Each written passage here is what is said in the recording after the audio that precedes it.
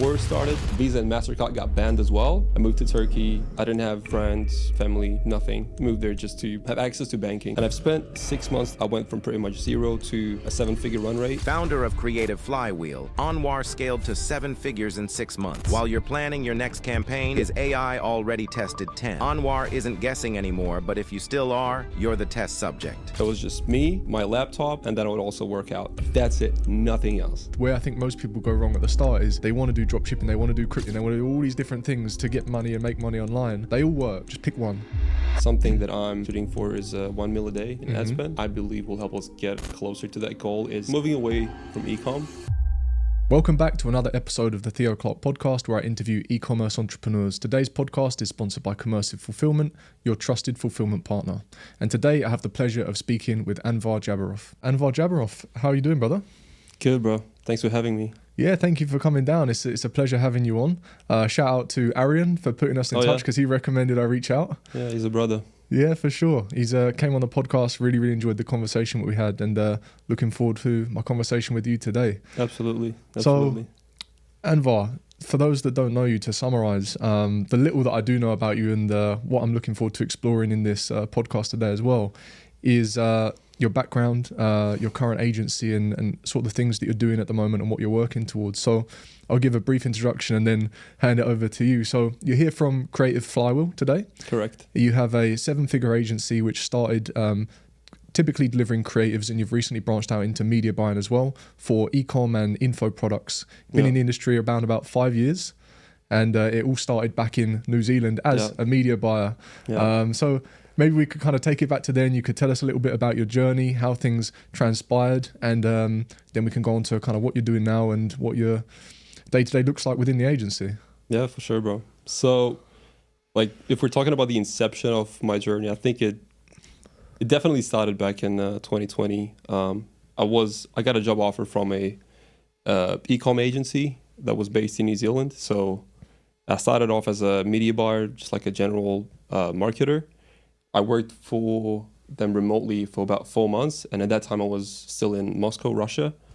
And then I applied for a visa, and it's always like a mess for Russians to apply for any sort of visa. It always takes time. And that was like literally a few months before the whole world went on pandemic. And I was promised that I will get it within a couple of weeks, but it took more than a month. And the problem was that we've had a 13-hour time zone difference. So I would wake up at 5 a.m. for team calls and stay up late until like 10 or 11 when they wake up. It was just like too much for me. So, but then I finally got my visa, moved to New Zealand. And then a week later, the whole world went on pandemic. Yeah. Because I moved there to like work in the office, like grow with the team. And then now I'm still like in my apartment, just like in a different country. And I still work remotely for them. Yeah. But at least in the same time zone. So I didn't have to sacrifice my sleep waking up at 5 a.m. So that was great. I stayed with the company for 10 months. It grew pretty rapidly. I think it went from like 8 employees to 70 employees within a year. Wow. I think they were like the fastest growing agency in New Zealand. That wasn't really like confirmed, but based on our observations, that was the truth. And I got pretty confident in my skills. I've learned how to write copy. I produced a lot of ads. I started off as a media buyer, then I turned into like a copy team lead. I've built a small team of copywriters under myself. And like I told you, it was kind of ironic because I was the youngest. I was like 21 years old. Everyone had MBAs and whatever. And I was the only non-native speaker in English. Yeah. But that was great.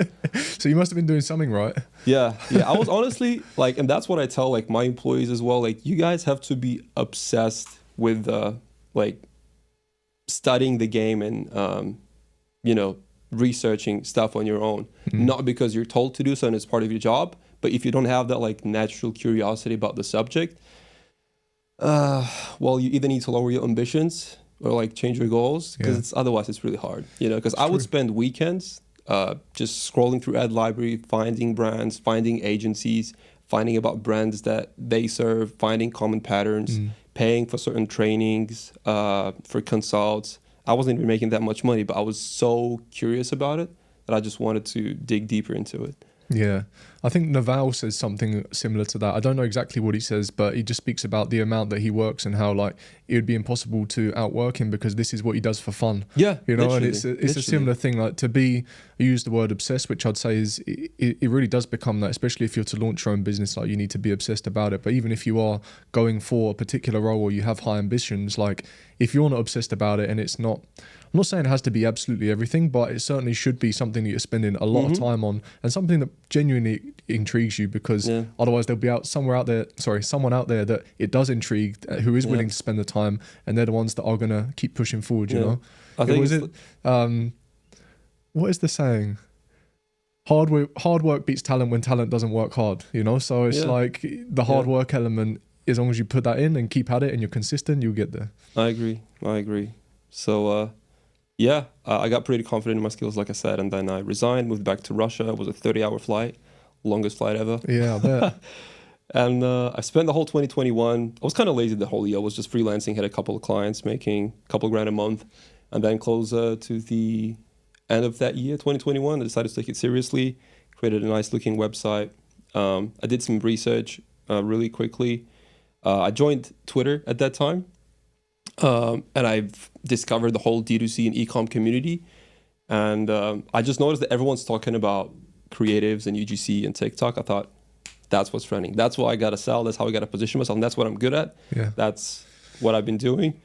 Created a website, started posting on X. And that's pretty much when the agency took off. There was a huge trend for UGC and creatives in the beginning of 2022 and for the entirety of 2022.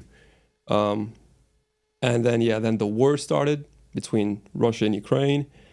And the first issue that I've encountered is the fact that I can't accept payments from abroad because of the SWIFT channel. It got shut down. And not only that, Visa and MasterCard got banned as well. So I couldn't even pay for the basic subscription for Calendly or G Suite at that time. And I had like bills due in a couple of weeks, like a few employees and invoices that I'm supposed to get from clients. And I didn't know what to do. I couldn't do like neither of them, you know? I decided to move. Turkey seemed like an easy option at the time. I didn't need to get a visa or anything. So I moved to Turkey. I didn't have any friends, no family, nothing. I just moved there just to, have access to banking and make sure my finances are in check. And I've spent 6 months there. Those were, to this day, the most transformative 6 months of my life, because I went from pretty much zero to a 7-figure run rate in that time. I got in the best shape of my life. I met a woman who over time became my wife, and I became religious, and then I moved to Dubai. That was great. What is it you think about Turkey that was such a catalyst for you at that time? Because how old would you have been? Would that be like 27?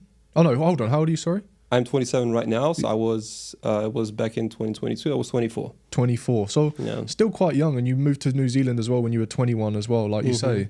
So what do you think was the catalyst for you in Turkey? Because, I often hear of people coming out of their hometown, coming into a new environment and really excelling, and Dubai feels like the place for me that's done that. What was it about Turkey in particular you think that allowed you to develop in so many areas? Good question. Well, for sure, it was luck and good timing, right? Again, the trend of UGC and TikTok ads was definitely helpful. But personally, it's the fact that I had nothing else to do. I had no friends, no family, no goals, nothing. Yeah. It was just me, like my laptop, and then I would also work out. That's it, nothing else. And I guess you were also obsessed about the thing that you were doing as well. So it made it a bit easier, I suppose. Exactly. So I guess in short then, you just limited all distractions from your life. Maybe not intentionally, because you went there for payment providers. I had to. And that was the only place you could get an instant visa or whatever. So I guess, again, like you say, maybe somewhat by luck, but based on the situation that you were in, you were able to develop from that. And I think that's key really, is just like removing distractions, because It is. It's so easy to add things on your plate, and I see it as well. Like as you start to grow as an agency owner, I'd imagine with some of the brands that you work with, you see a lot of opportunity, and sometimes the grass looks greener, and you have to be really quite not narrow-minded, but I'd say like focused on what it is you're actually trying to do and achieve, because there are so many little things. It's very easy to think, oh yeah, I'll pick up on that, or I'll just do that. And before you know it, your plate becomes quite full and it distracts you from the original goal, you know? Yeah. So I think eliminating distractions is super important. And I think that's one thing you do typically get when you move out of your hometown. And it's certainly what I've found in Dubai is you're surrounded in an environment that, I mean, I don't know what Turkey's like, but here obviously high energy, a lot of people pushing It's not towards like the that same over there. It's really poor. maybe energy is not the best example, but I can only speak from what Dubai has given me. But I guess to come at it from the angle of distractions, there can be distractions here if you're not locked in, you know? Mm-hmm. But I hear a lot of like guys who come to Dubai say that they could not live here because it just seems like a one big amusement park, you know? Let's do buggies, let's do jet skis, sky jumping, whatever, clubbing, going out, eating out. I mean, I guess like if you're coming like here just for a few weeks, then yeah, you'll probably be occupied with all of these activities. But like once you actually become a resident and you live here and you settle here, like I was never really distracted by that, to be honest. You know, I haven't even visited, like I haven't been to Burj Khalifa. I haven't been to Burj Al Arab still. yeah, Like, and I've been here for 3 years. I don't have a single picture with Burj Khalifa. Like, I don't have any of these like tourist things on, you know. yeah. I think that is true though. Everyone I know that comes to Dubai that actually lives here is locked in. Yeah. Like people don't really do any, like Yeah. obviously we have social lives and stuff, but like Yeah. I think if I really did a day in the life, it'd probably be similar to yours. And I'm just sat at my desk. Like I stay at my desk, I eat at home. Yeah. Sometimes I'll order in food. I hit the gym and that's it. And it's the exact same way I would be living if I was living back in the UK. It's exactly what I did then and it's exactly what I do here. So I think it comes down to you as an individual and as a person. Like when you're working towards something and that provides you with fulfillment, because that is the thing, as you say, that you're obsessed about, then it's very easy to just keep doing that thing and to feel happy doing it because you get that sense of fulfillment. So all of these things that are distractions, they're nice to have. Like on the odd occasion that me and my missus will go to a beach club and I might be sat down, I'd be like, sometimes I forget I live in Dubai. Yeah. I'm like, this is 20 minutes from my house. Exactly. And I'm just like, I actually get this like overwhelming holiday feeling. I'm like, oh, this is nice. Like, I forget I live here. Yeah. I'm like, we should do this more often. Like, so, you know, I think that it depends on, I guess, why you're moving to Dubai. I think it's a great place to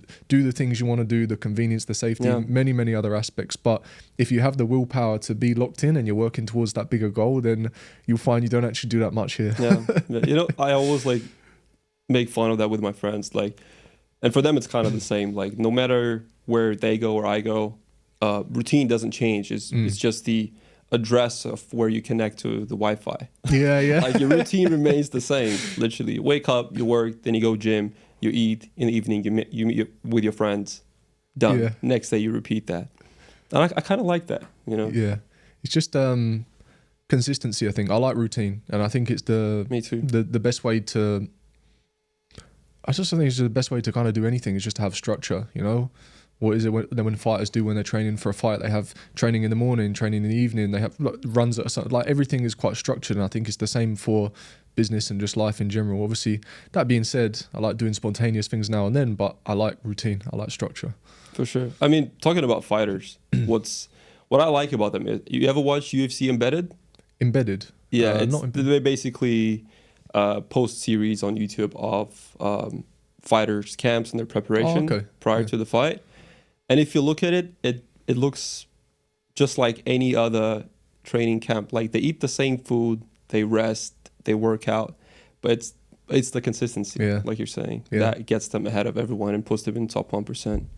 Facts. And I think that's where most people fall short, is just like, to most people, like 3 months is a long time.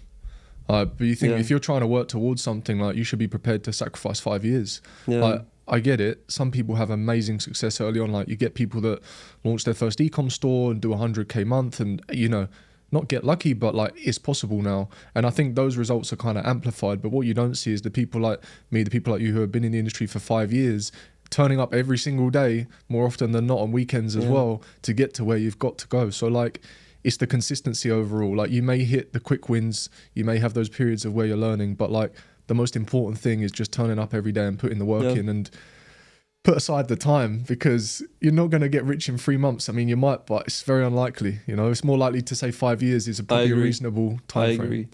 And you know what? I think like that's just like that's a very common tendency that especially younger people have, like me included, but I'm getting better at it every year, is that we always tend to underestimate the commitment and overestimate the upside in any area, like in every area of life. So I'll give you a few examples. You go to the gym, you think, I'll get a 6-pack, I'll be jacked, like everything's gonna be cool. Next thing you know, you gotta work out like 4 or 5 times a week, you gotta sleep well, take supplements, recover well, do all of these things. And then it's the same with business. You know, you look at like a different vehicle or a different opportunity and you think, yes, that will make me rich. And then a few weeks into that opportunity, you find out, it wasn't as easy as I thought.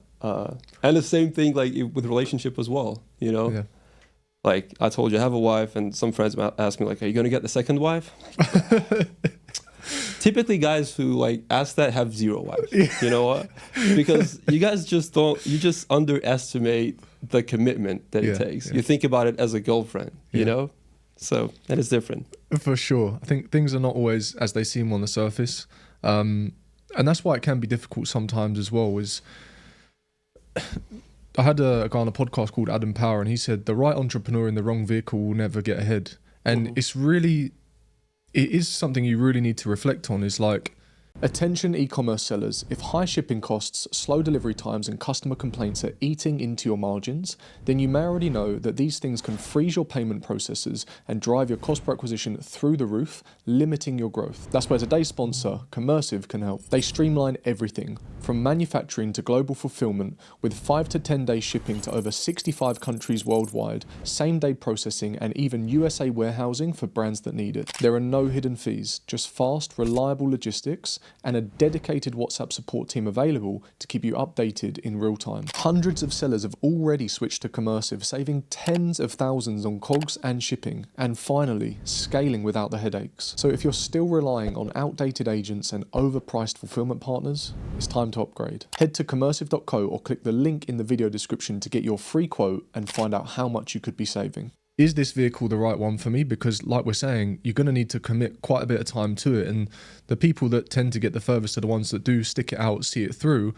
But also there is a time and a place to pivot. You mentioned you recently introduced media buying as well as creative. So it's having that awareness to know when is the right time to make that pivot and add on an additional arm to your business or pivot to something different. And I think that's also really important. But where I think most people go wrong at the start is they want to do dropshipping, they want to do crypto, they want to do forex trading, they want to do all these different things to get money and make money online, when what I often say is they all work. Like if you want to learn an agency service, if you want to do copywriting, if you want to learn media buying, they all work. They're all services that are in demand. Just pick one. Pick one and see it through for a year at least. And then once you learn copywriting, you can probably go, you know what, I could probably just do the ads now. Let me have a look at Meta. Like it develops from there, but you have to get your foot in the door to begin with, you know? I would argue that starting out as a service provider is a safer bet, because you don't need any upfront capital. You're not risking anything. If you can just figure out how you can demonstrate value to potential prospects and get in front of them, you can make some good money. And like there's a lot more free cash flow, because that's like the other thing that a lot of people don't really understand on the surface, is that even if you see a brand that's doing like 1 mil a month, first of all, well, there are a few layers to it. The most obvious one is that it's not like profit, right? And then that's the screenshot everyone will share. Exactly. But then like if we don't know how much like, you know, the person has spent on ads, like we don't know what's the profit is. But then there's gross profit, and that gross profit is not owner's take home, right? Like there's a huge difference between those things. Yeah. I mean, so I think like, you know, as a starter, if you're just getting started in this online space, getting to your first 20, 30K take-home income is much, much easier. Offering some sort of agency services, a lot easier, because it's all like free cash flow. You know, that's why I love the business I'm in. Yeah. You know, because like at the end of the month, the profit is my dividends. I can just send it to my personal account. Halas, you know. High margin as well. It is. Definitely less overheads. It's just when you take that step from it being an agency, like a freelance lifestyle style agency, to then building something that has team members, responsibility. That's where you really need to put an emphasis on systems, automation, and that's where the real business owners come through, because I think it's very different to having a lifestyle business to actually building a full-scale agency that is scalable, and it's difficult and it's commendable when people do that. Hats off to anyone like yourself that makes a 7-figure agency. It's impressive, because I don't think people realize the amount of work, structures, teams, systems, client satisfaction that goes into it. So I would say services are great. I think the thing that draws people to ecom is the ability you can make money with like one VA, as long as you understand the core skills of launching an ecom business and you're not speaking to clients and stuff like that. So I think it gives you a separate type of freedom. Margins may be tighter in some instances, but I still think there are pros and cons of both. Yeah.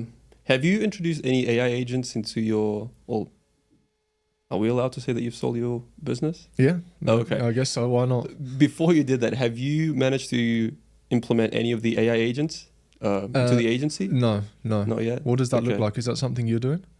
That's something that we are focusing on right now, because it definitely creates a lot of leverage for us.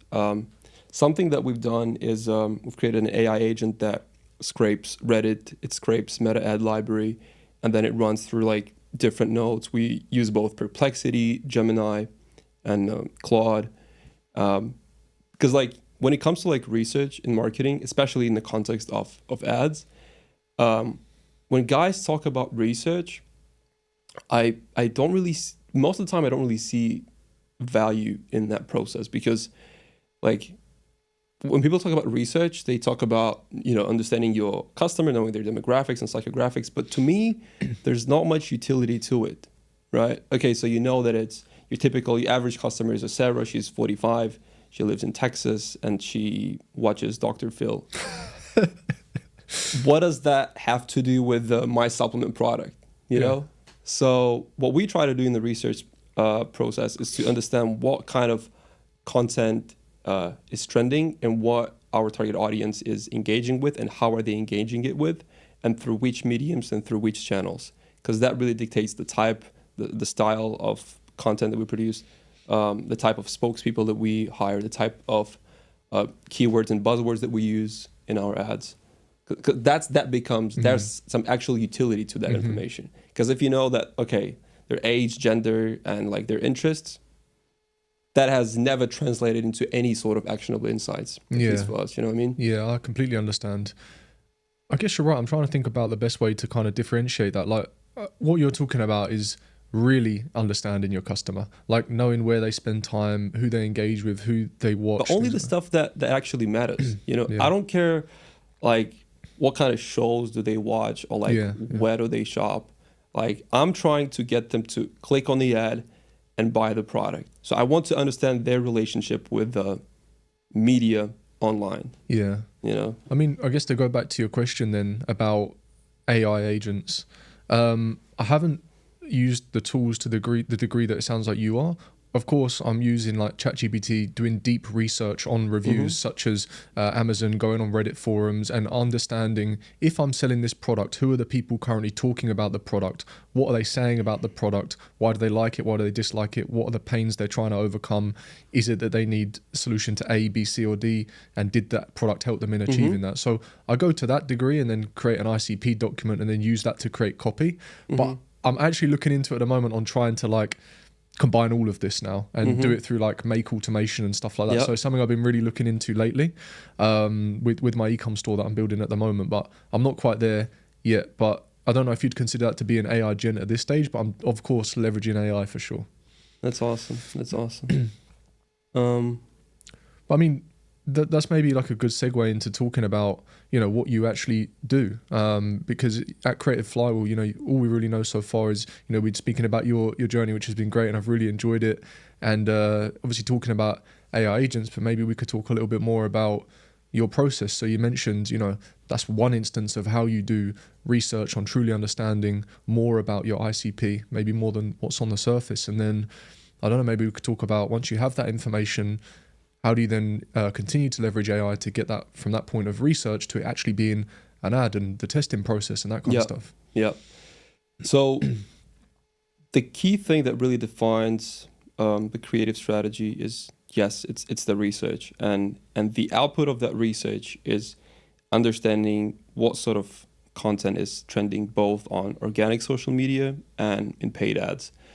And one trend that I'm noticing, something that we've been leveraging recently, is looking for certain keywords and buzzwords.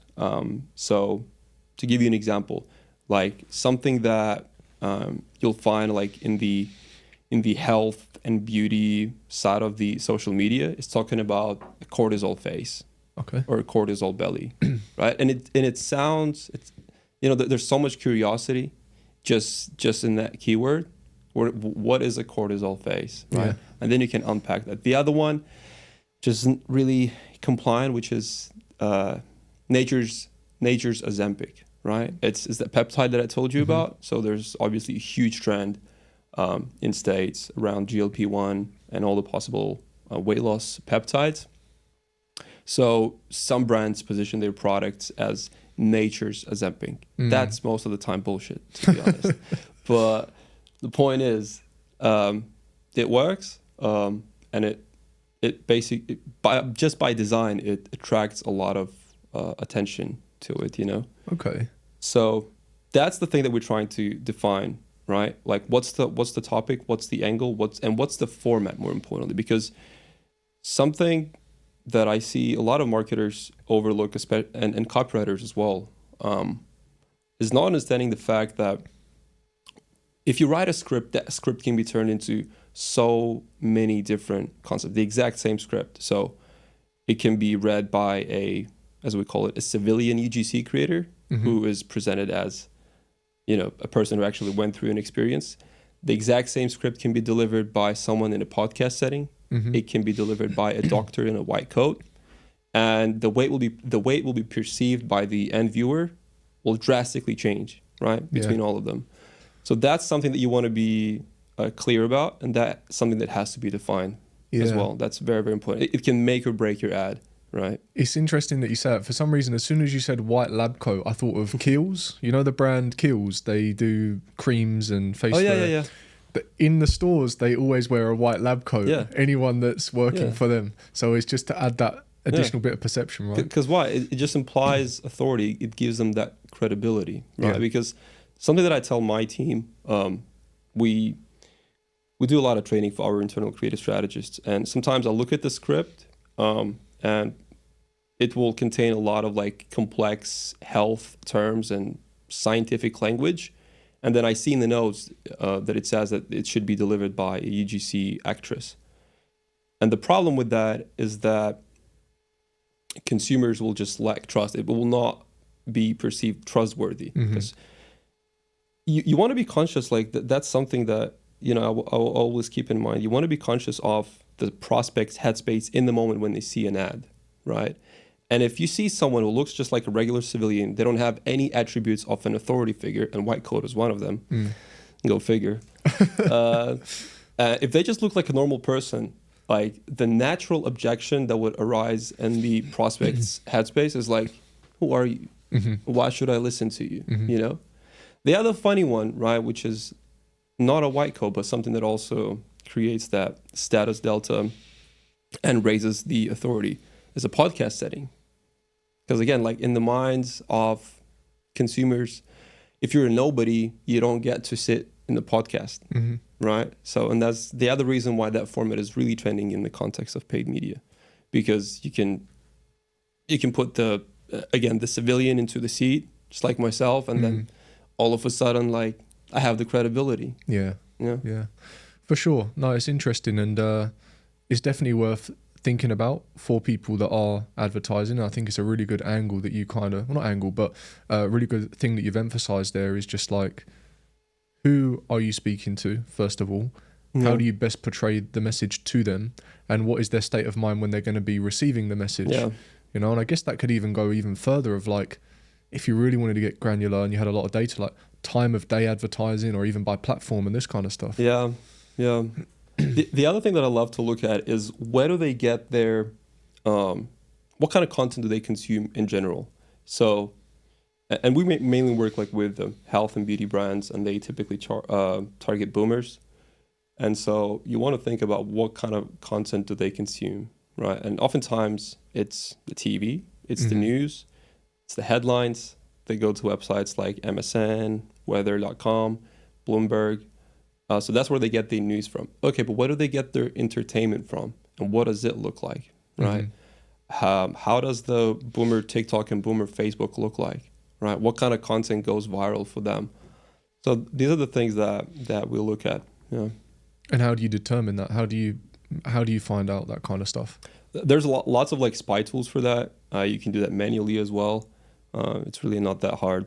But then once you have that, the other thing that's been a huge growth lever for our clients and us internally is utilizing a modular framework. There are some people that are stealing it from me because I was public about it on Twitter. Right. And they're literally like using the same verbiage as me, which I haven't even called anyone out, but you guys be careful. Which is a modular framework. What it basically means is that the way we look at ads, we break them down into three main parts. We have the hook, the lead, and the body. Everybody knows what the hook is. Lead is just the opening scene. And the body part is where you present your offer, you have your call to action, guarantee the meat and potatoes, right? And so something that has unlocked a lot of scale for us in terms of production and leverage is using that. So if we launch an ad and it does well, it's clearly a winner. It already has like dozens of sales. The easiest way for us to iterate on it is to produce 10 hooks and 10 leads, keep the same body, and that gives us 100 iterations. And the win rate in iterations is typically a lot higher than compared to net new concepts. And that's the other reason why we shifted to fully performance-based pricing. Because the problem, and this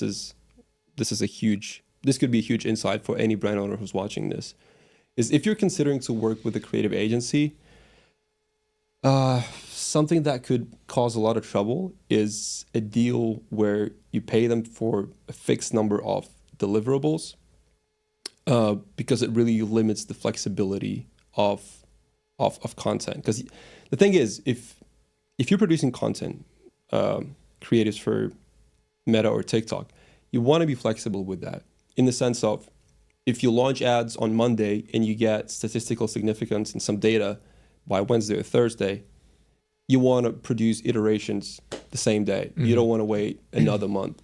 And most creative agencies, they move in these monthly sprints. So they set a goal of whatever, 10, 15, 20, 30 creatives that like, here's the plan, here's the content plan, here are the types of ads that we'll deliver this month.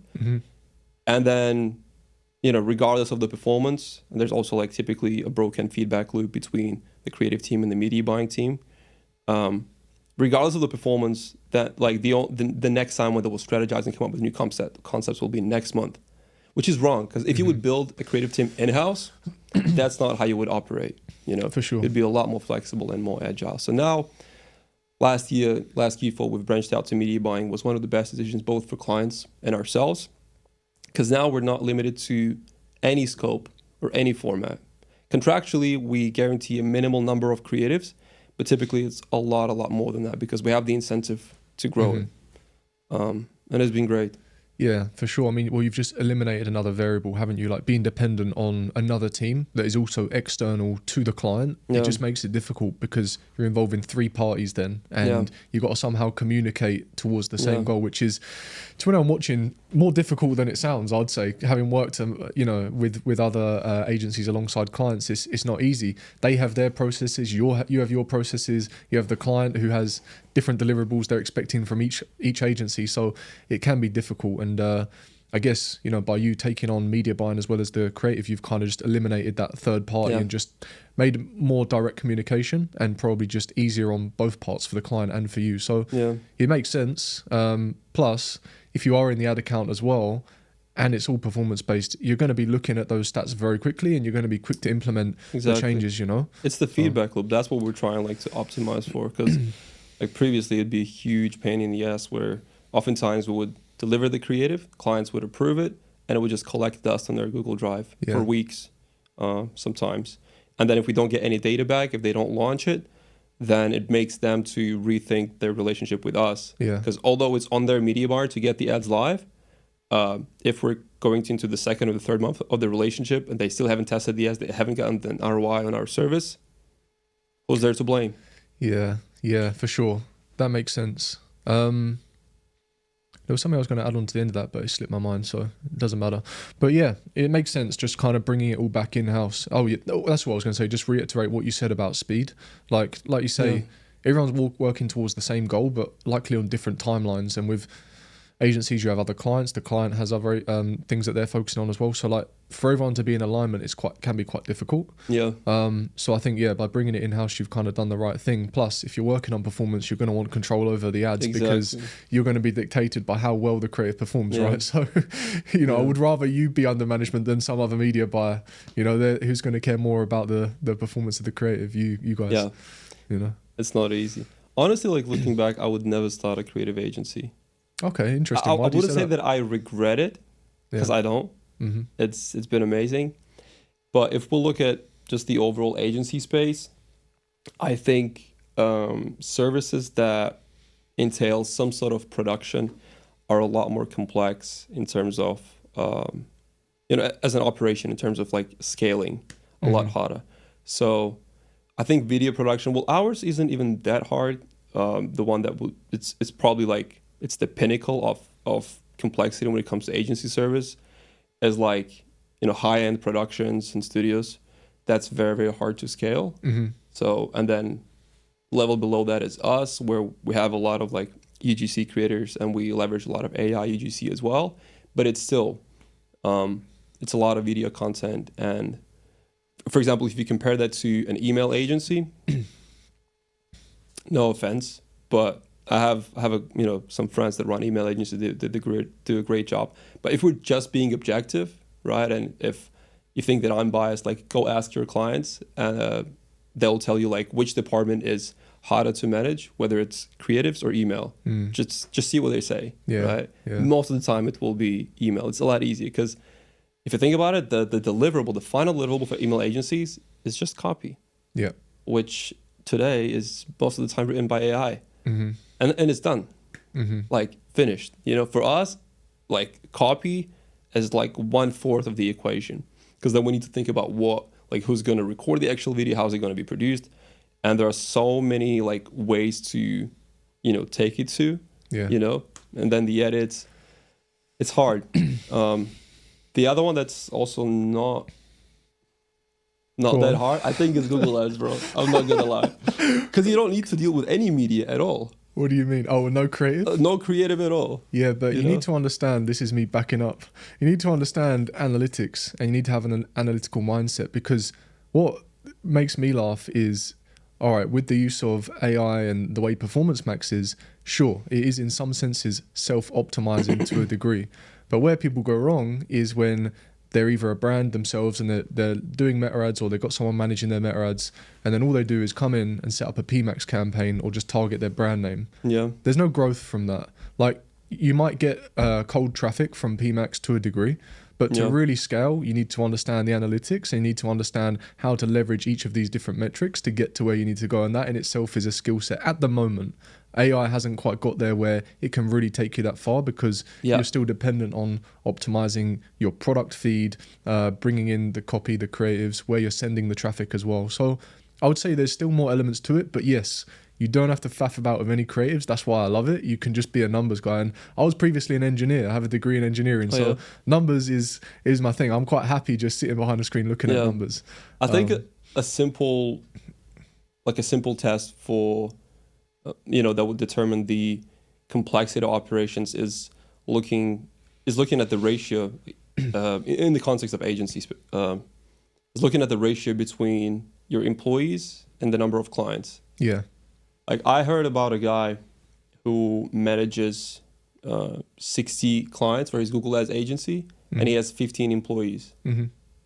Like, if I were to work, we don't have 60 clients. We don't even have half of that. But they're all like quite big still. if I would have 60 clients, I would need a team. It would be 1-to-1. Yeah. You know, it'd be like 60 employees, if not more. Yeah. I maybe got too defensive too quick and misunderstood what you were saying. I thought you were relating it back to like the simplicity of just making email marketing copy and Google ads as opposed to like sense of fulfillment. So I do agree. The ratio can be very good. Like we had a team of 4 with 12 clients. And that was absolutely fine for us. That's and amazing. It works well. Obviously, I wish I could do that. yeah. But even that at times, you know, you have issues with employees. So I can only imagine what it would be like with 12 and leading that big of a team. Things are definitely getting easier with AI, and there's some business models that are evolving even quicker. But I know people that were like, I think copywriters are having a bit of a hard time at the moment because they're all having to pivot because I was going to say 90% of businesses, that's probably wrong because of the generation that we live in and what we know is capable with, like possible with AI. I think it's easy to feel like everyone's leveraging it, but they're not for sure. So I think it's a difficult time for copywriters in the online space because everyone that works online knows how powerful AI can be. Like you mentioned Claude or even ChatGPT. Yeah. So like it's a tough time to be a copywriter, I think, or you have to just take it on the chin and admit like, look, I'm using AI copywriting, but I can produce volume and it's good standard and I'm efficient and I keep up on all the other things, you know, like timeliness, getting things done on time. I understand your customer profile. I can get, like, if you have a bit more, not etiquette about you, but if you can kind of stand out from the rest and do the thing, like be the person that someone can rely on, I think that speaks a lot as well. Yeah. Well, the other thing that I think AI can't really substitute as of today, or maybe someone has cracked it, I don't know. We haven't. And that is interpreting the data set the right way. Mm-hmm.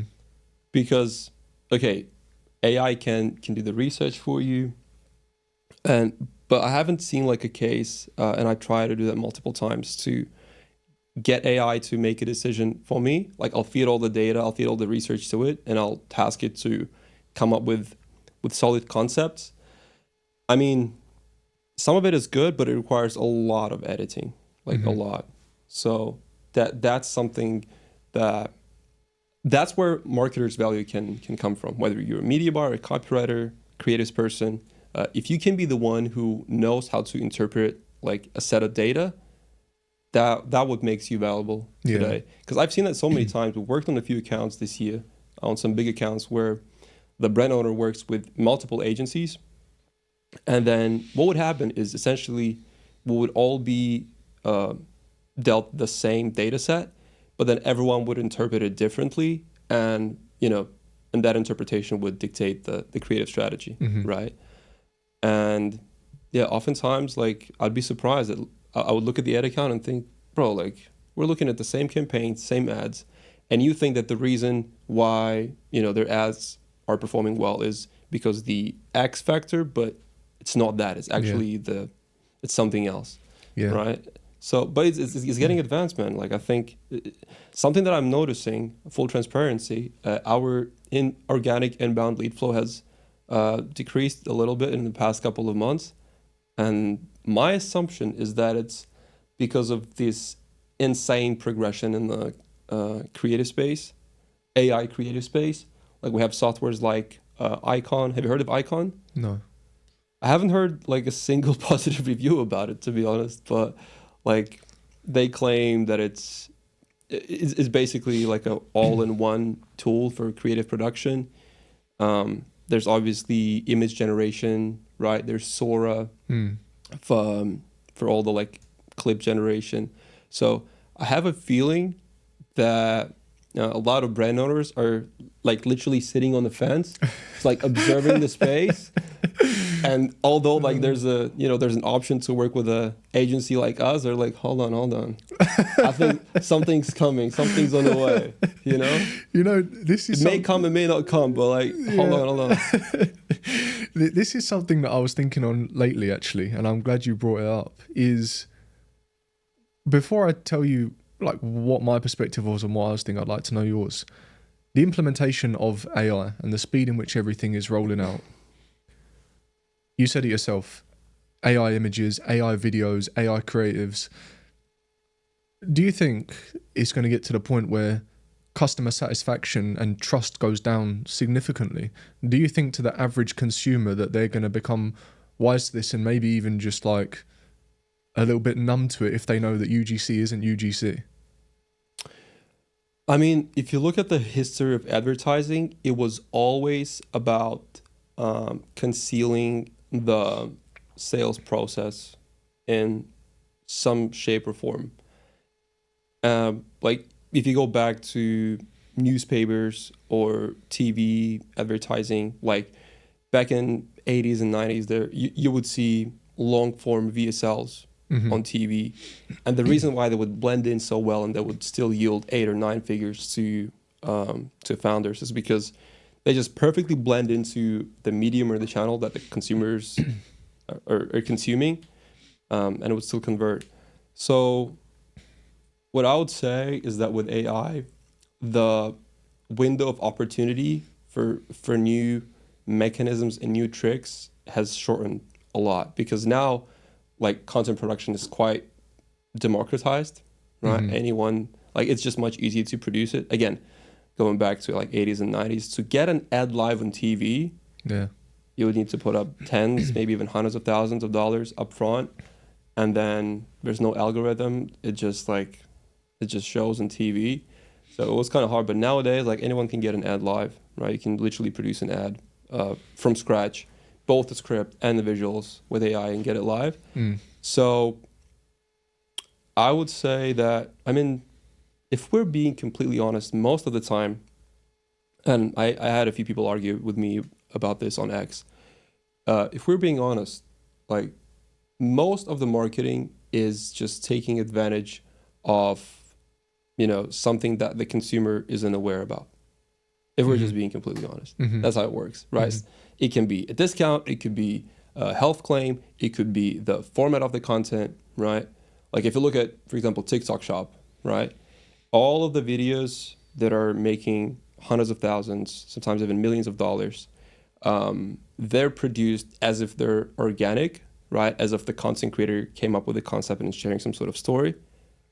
In reality, it's all scripted by some copywriter. So there's a selling agenda behind it. Yeah. So to answer your question, like even if we look at like 3 years back, for example, the concept of podcast ads became quite trending back in 2022 when a lot of people started getting into podcasts. I think that format is kind of fatiguing right now. So if that was like a 3-year window, I think it will start to shorten with time more UGC. and more. No, podcast. Podcast style ads. But what do you think will continue to shorten? Oh, you were using that as an example, but yeah. But there will always be like new tricks where we're trying to, where marketers are trying to take advantage of some sort of format where the selling agenda is concealed. You know? I guess you're right. I guess, would you say what you're trying to say is then like the game just will always keep on changing kind of thing? And there'll always be at a new much higher pace. You need to adapt a lot faster to it. Yeah. That's what's quite challenging. Yeah. I think it's going to really separate, like create a huge separation, I think, between the guys that are top of the game and the people that are coming in. Because in some ways you could say AI has leveled the playing field to a degree, but it's much more favorable to those that are leveraging it to the best of its ability and the speed in which they can get things out, the speed they can iterate, if they have like the knowledge or the team behind them to do that. And I just think the people with the bigger businesses, if they are building the teams, building the AI agents, like what they're going to be able to do to get ahead is going to be significant, and it's going to probably, I mean, you never know, but I just feel like that gap is going to get bigger and bigger. And although it'll be easier to come to market, you'll be facing a bigger beast trying to catch up, It is. I don't know, like I said, it feels like that that a lot of brand owners are just sitting on the fence, and they're not making like any big bets. They're just observing the space and thinking like something's going to change right now. I don't want to rush with any decision. But yeah, you're right. I mean, like everyone who's offering services that can be pretty much substituted by AI are at risk, huge risk. Yeah, which is most businesses, most online businesses. I mean, like, so who knows what the future holds for service-based businesses, for paid advertising, for ecom, you know, because Meta have done developers as well. Now writes code, creates apps. Yeah, bro, like, I've got to relate it to an example. I was like building a lander on Funnelish, and I wanted to do like set up some redirects and some other stuff, and I was like, I don't even know how to do this. So I got chatting with ChatGPT, and it's like passing me HTML code. I'm putting it in. I'm like, oh, okay, that's working. And I'm like, actually, I want to change this and change that word, and it's like, yeah, okay.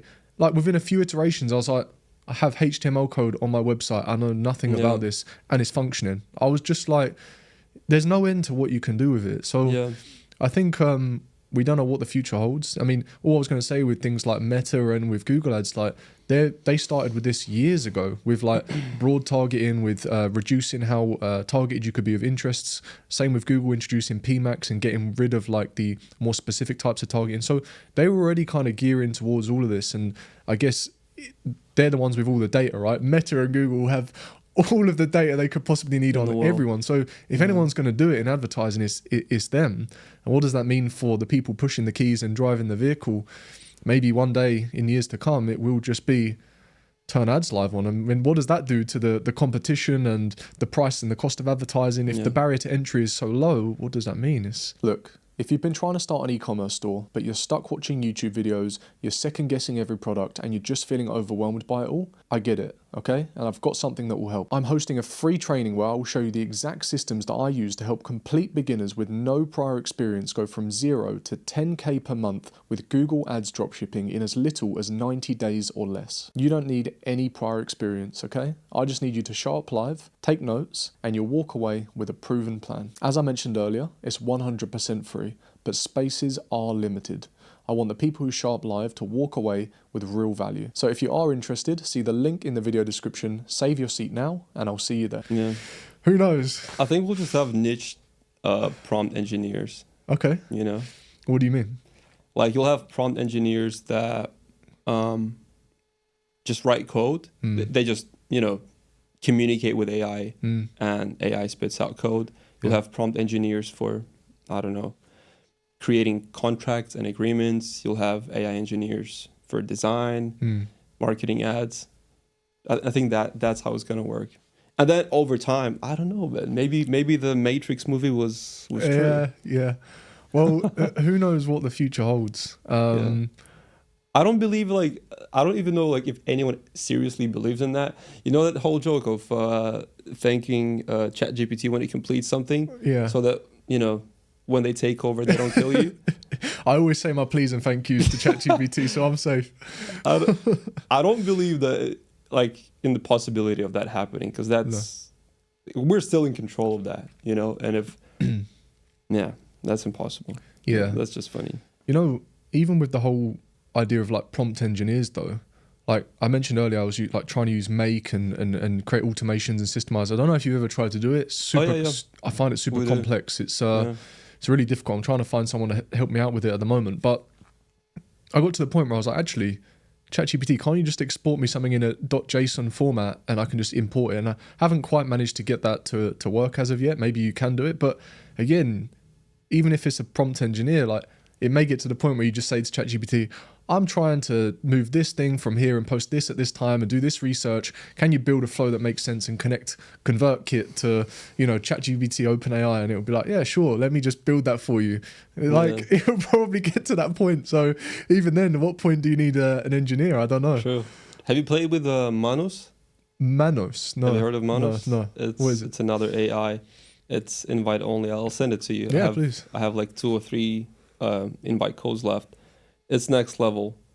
It automates it. What it does, it basically, it can kind of control your computer for you, and Oh, is this what I've seen where it can actually like click buttons for you and stuff? Yeah, that's crazy. So are you using it in your business right now? Just started like literally last week. A friend of mine sent me an invite code because you can't just register. You need someone to refer you. But it's crazy. I feel like I'll need to make a few fires in the agency. unfortunately. But where does it end? Where does it end? You know, and what does it mean? I mean, look, we can sit here all day and speculate, but hey, if it allows everyone to be more efficient, to have more time, and to still get done the things that they need to get done in a much more efficient way, which is exactly what I'm trying to do at the moment with my business, then does it give us more time to just be humans, to spend time with family, to get closer to God, to do all the things that we maybe struggle to do whilst running a business at capacity? You know, does it allow us to just go back to doing what we were supposed to do? You know, what we're here for? Yeah, I think it will severely damage the baseline IQ though. Probably. Yeah. Probably. I mean, even catch myself like asking the most basic stuff and I go, like, no, I'm like, some of these questions that I asked ChatGPT, like I should probably answer them by myself, you know? It's not critical or anything, but like I'm noticing that pattern that in 10, 15, 20 years, it's going to get worse, especially like with new generations, you know, because they'll be born into that already. I saw something on IG the other day. I don't know, it was maybe like a reel or a post or something. And it was like, we spent however many generations learning to like crop foods, to make healthy food. I don't know what I'm trying to say, but we spent like hundreds of years to learning how to live, like how to live efficiently off of the land. And now, you know, you go on your phone, you go on Noon, you order a Starbucks to your house, which is made out of oat milk or coconut or whatever, that's not even like a natural produce from the earth. And it's like, we spent so long like perfecting this craft, and now everything's fast, everything's instant, and everyone's getting ill, everyone's getting sick, you know, like like it's like, where does it get to? And you're right, like at what point does the IQ no longer stop being developed, but actually start to depreciate? That's what you need to think about. I mean, it's already happening even with before the AI kicked in, right? If you look at the first 20 years of this century, I haven't seen the actual stats, but I would bet that the average IQ has lowered during that time, thanks to the internet.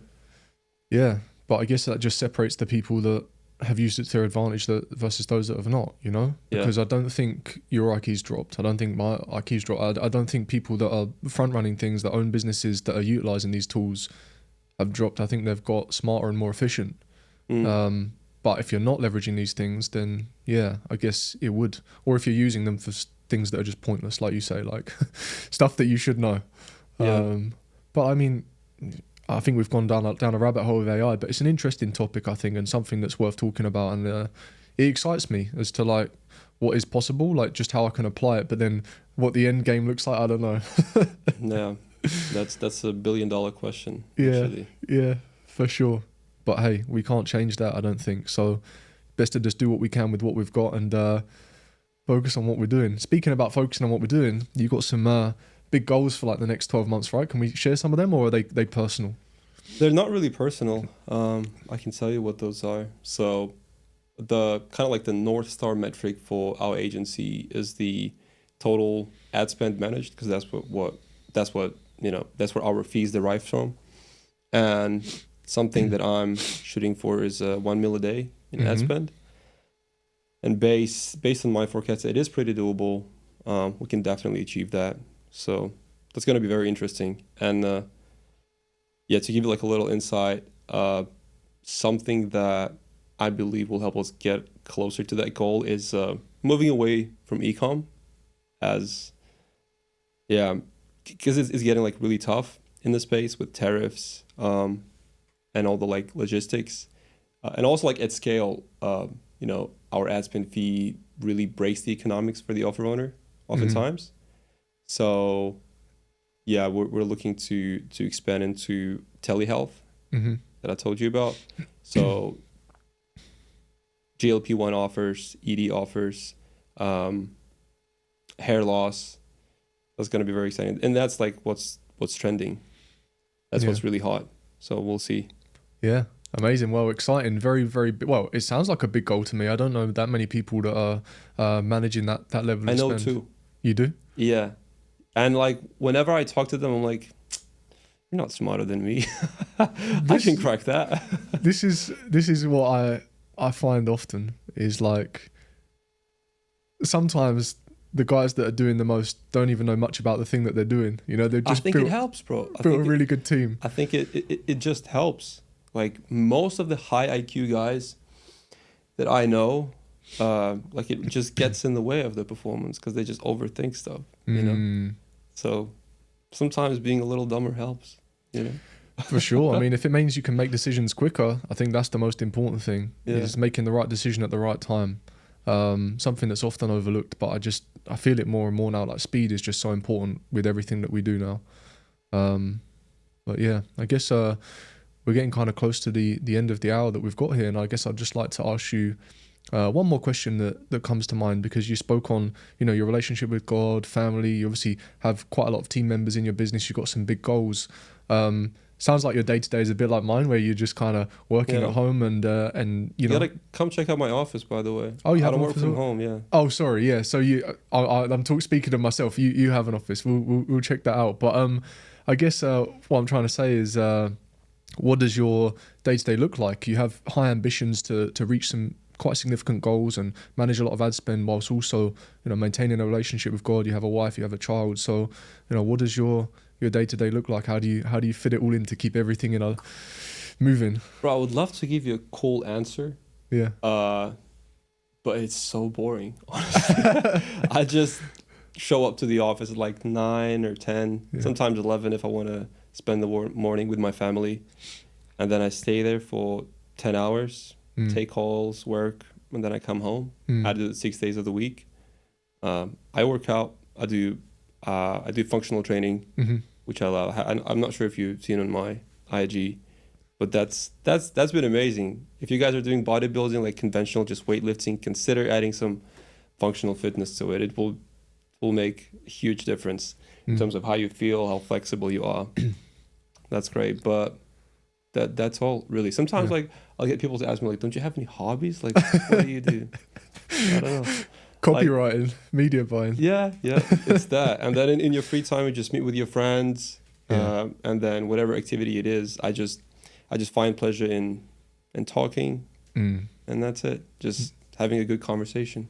For sure. These are all things that I value as well. You know, I'm still doing the bodybuilding though, so maybe I need to mix it up. I have started playing paddle recently though. That's good fun. I enjoy that. I don't understand that trend. I played once. I was so shit at it, honestly. Well, that's why you don't like it. If you was good, you'd like it. Yeah, totally. I enjoyed like table tennis when I was younger and stuff like that, so it reminds me of that a little bit. I love it too. I love table tennis. But paddle, and I'm surprised about the trend, like, because it seems like everyone's playing it. The price point is just absurd. Like the price point, what it costs to rent a paddle, what would you call it? Pitch, I guess, whatever, for 1 hour, 90 minutes is excessive. It's close to like €100 here in Dubai in some places. So, you know, considering you're just using the space for an hour, it's good ROI. So that's between 4 people? Between 4 people, yeah. But I still just think for what it is, it's just it's a net. It's a net in the ground. You know, like you wouldn't pay that to go and play football, would you? Like it's just, well, maybe if you're renting a place and it's 9-a-side or whatever, but you know what I'm saying. But anyway, I don't think it's boring, your day to day. I think it's just like, it's just what it takes, and that's what your life looks like when you're fulfilled in what you're doing. So that's a good thing. It shows that you're in alignment, you have fulfillment, I think. If you said, you know, I'm at a beach club every Friday, I do this, I do that, I'll be saying, well, you know, maybe you're not getting as much fulfillment out of the thing that you're doing, that you feel the need to do all of this stuff, you know. But I miss the nature here, to be honest. Like I told you, I just came back from Marbella. It was so nice. Yeah. So I just miss the nature. You know what it feels like? Sometimes I feel like I'm losing health with every breath I take outside here. Yeah, people have been speaking on air quality a lot recently. Bro, I looked it up the other day. I think Dubai is ranked number 3 or 4 or 5 in terms of air pollution. Definitely in top 10. Yeah. So that's suboptimal. But aside from that, I love the city. Yeah, for sure.